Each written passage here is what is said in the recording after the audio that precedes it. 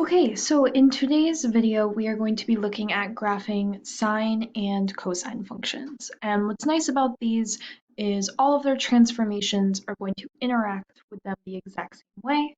The only difference here mainly being obviously the pattern of sine and cosine. So in front of both sine and cosine, you'll see the letter A, and that is your amplitude.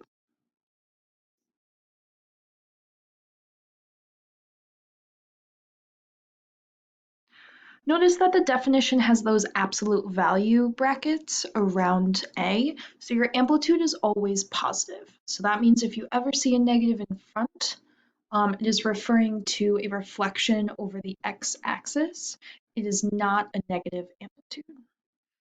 Next letter is going to be in front of x. You see the letter B.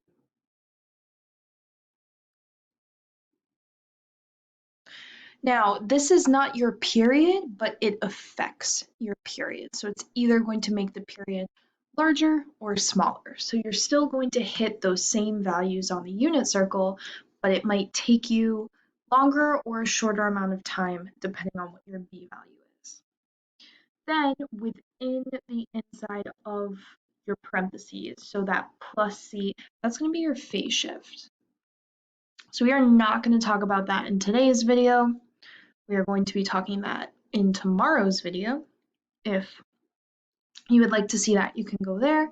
We will not be seeing that yet. And then lastly, we have plus D, and that is our vertical shift, either up or down, and that is taking the entire graph and moving it either up or down depending on what the vertical shift is. So let's see a couple of examples. I'm going to start here with this one for cosine. So right off the bat, right, I see that amplitude of 4. And again, it's not negative 4. My amplitude is positive 4, but that negative tells me reflection over the x-axis. From there, I can see that I have a b value of 1/2. Again, that is not my period, right? That's just my b value. So in order to find my period, I'm going to divide 2 pi by b.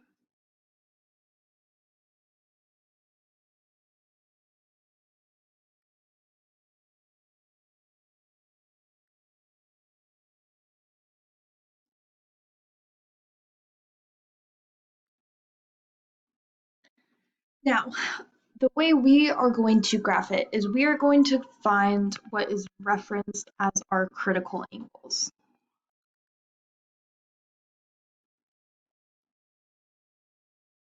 So we are always going to start at 0, and then we want to sketch one full period to start. So our goal here is to find the critical angles of one period.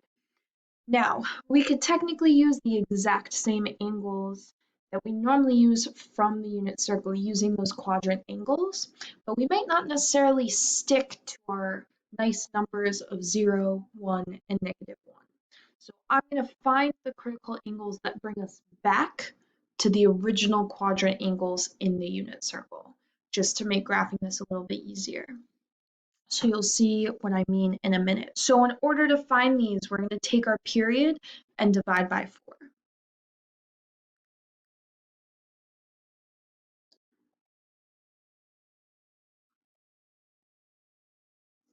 So when I do that, I am left with pi. So that means my first critical angle after 0 is going to be pi. So my first critical angle is 0,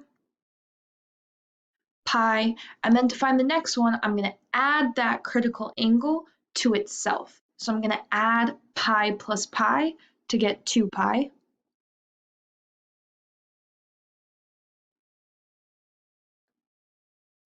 And then again until I end up back at my period. Again, because you're starting at 0, one full rotation, one period, my last critical angle should be the same as my period. So my next step is I'm going to plug in those critical angles into my equation to start figuring out what points I'm going to plot. Okay, so I set up a little table using all of my angles, and I'm going to start by plugging them into my equation. So I'm plugging in 0 for x, and I know that 1/2 times 0 is going to be 0.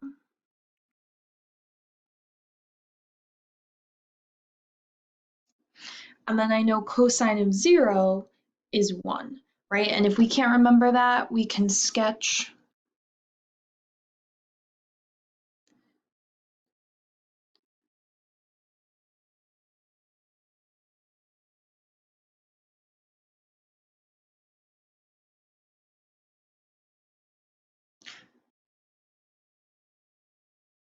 these are all values from the unit circle, right? These are our quadrant angles, and these are the values that we're trying to use, right? We don't really want to graph our root 2 over 2, our root 3 over 2. We're able to, but these are going to give us much nicer numbers to work with. So I know cosine of 0 is going to give me 1. Oops. And -4 times 1 is -4. So at 0, I'm going to be at -4. That is my first point. And then I'm going to repeat this process with the rest of my angles. So once again, I'm going to plug in pi for x. So that brings me back to pi over 2, right? And cosine of pi over 2 is 0 times -4 is going to be 0. So all of these critical angles that we found, the 0, pi, 2 pi, 3 pi, 4 pi, aren't actually pi on the unit circle, but rather bringing you back to the original quadrant angles so we can use this pattern. So I'm going to quickly fill in the rest of this table.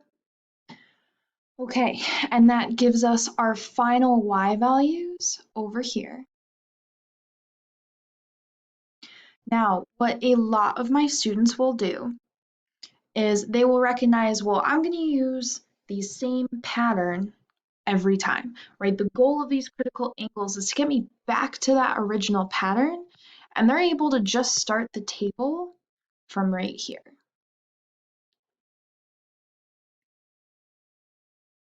Now, if you found your critical angles correctly, you can, in theory, jump to this step, but I would always make sure, just to double check, make sure you found them correctly, right? We are capable of doing this math right here.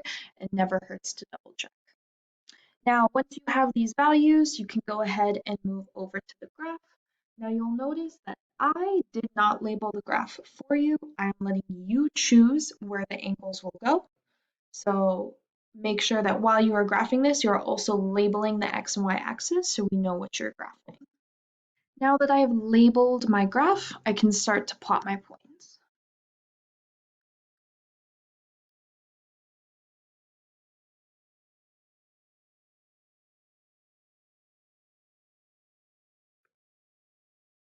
Now, what we have right here is just one period, and I'm always going to ask you to graph two.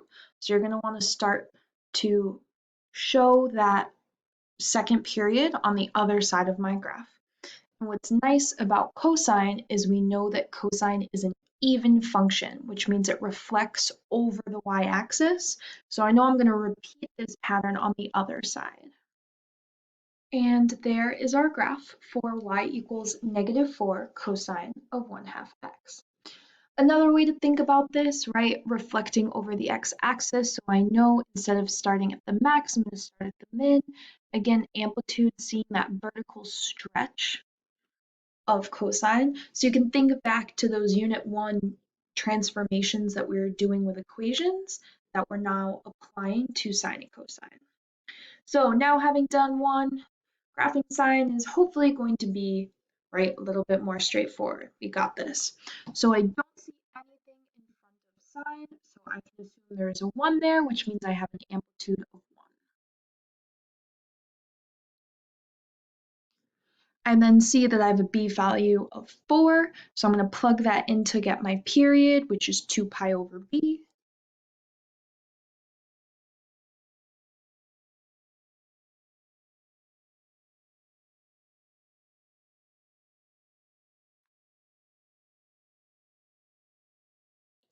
And then I see that I have a vertical shift up 2.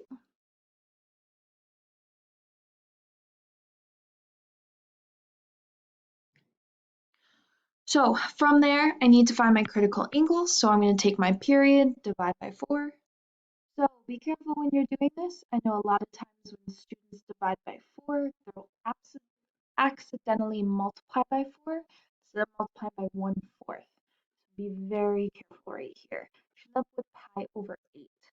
So when finding my critical angles, it's easier for me to add pi over 8 to itself and then simplify the angles, right? If I simplify to pi over 4 and then add pi over 8 again, right, I have to convert it back to pi over 8s, so it's just easier for me to add them all together and then simplify, right? And once again, I'm double checking that my last angle is the same as my period, which it is, which is good. So my next step is I'm going to plug these angles in and I'm going to determine my y value so I can start plotting my angles. Okay, I am now going to start filling in. I'm going to plug these x values into my equation and solve for y. If you want to try this on your own, feel free to pause the video and then it'll pop up the answers.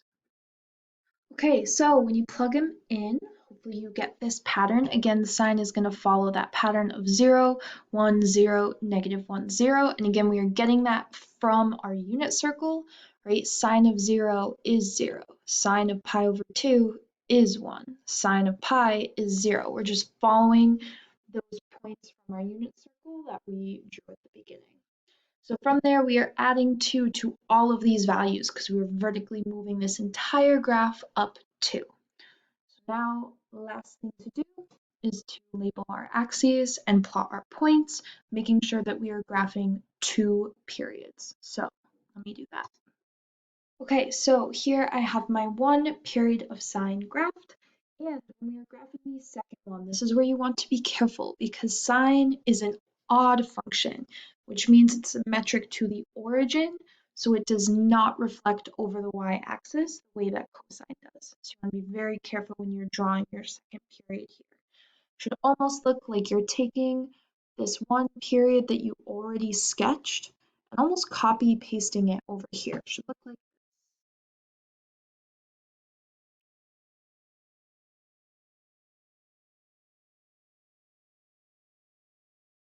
and there are 2 periods.